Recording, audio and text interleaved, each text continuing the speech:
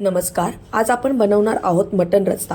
हा आपल्या महाराष्ट्रातील विशेषतः तिखटपणा, सुगंध आणि पारंपरिक मराठमोळी चव याचे उत्कृष्ट मिश्रण म्हणजे मटण रस्सा. रेसिपीला सुरुवात करूया. इथे मी 1 किलो मटण घेतलेलं आहे. स्वच्छ धुवून घ्यायचं पाण्यामध्ये. त्यामध्ये थोडंसं मीठ आणि हळद घालून घ्यायचं.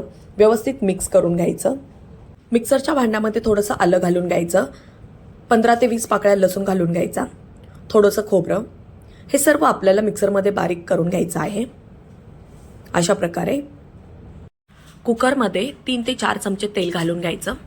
मिक्सरमध्ये आपण जे लसूण आलं बारीक केलेलं आहे ते त्यामध्ये घालून घ्यायचं. व्यवस्थित तेलामध्ये परतून द्यायचं.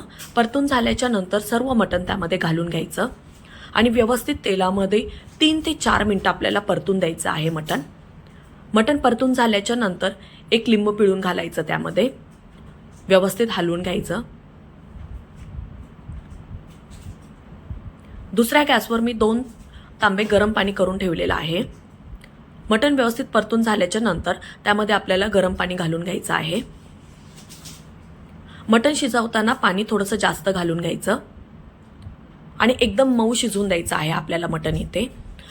तर कुकरच्या आपल्याला इथे 3 ते 4 शिट्ट्या होऊन द्यायच्या आहे. 3 ते 4 शिट्ट्यांमध्ये मटण व्यवस्थित मऊ शिजल्या जातं. तोपर्यंत आपण इकडे मसाल्याची तयारी करणार आहोत. इथे मी गॅसवर 2 कांदे भाजण्यासाठी ठेवलेले आहेत. कांद्याला व्यवस्थित भाजून द्यायचं. अशा प्रकारे इथे मी खोबरं आणि चण्याची डाळ तीही भाजून घेतलेली आहे. अगोदर आपल्याला मिक्सरच्या भांड्यामध्ये चण्याची डाळ आणि खोबरं बारीक करून घ्यायचं. ते बारीक झाल्याच्या नंतर त्यामध्ये कांदा आणि कोथिंबीर बारीक करून घ्यायची. अशा प्रकारे आपल्याला सर्व मसाला बारीक करून घ्यायचा आहे. ते आपल्या कुकरच्या 4 शिट्ट्या झालेल्या आहे. कुकर थंड होऊन द्यायचा. थंड झाल्याच्या नंतर कुकर ओपन करायचा. हे पहा किती छान शिजलं आहे ना मटण. दाबून पाहायचं. मी त्याच कुकरमध्ये मटण फोडणीला टाकणार आहे.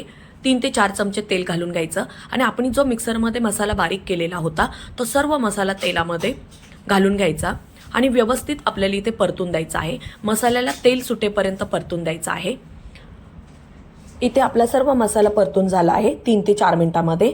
त्यामध्ये मटण मसाला, घरचा मसाला, लाल तिखट, धने पावडर, हळद हे सर्व मसाले त्यामध्ये घालून घ्यायचे आणि व्यवस्थित परतून घ्यायचे आहेत. हे सर्व मसाले परतून झाल्याच्या नंतर त्यामध्ये आपण जे शिजवलेलं मटण आहे ते त्यामध्ये घालून घ्यायचं.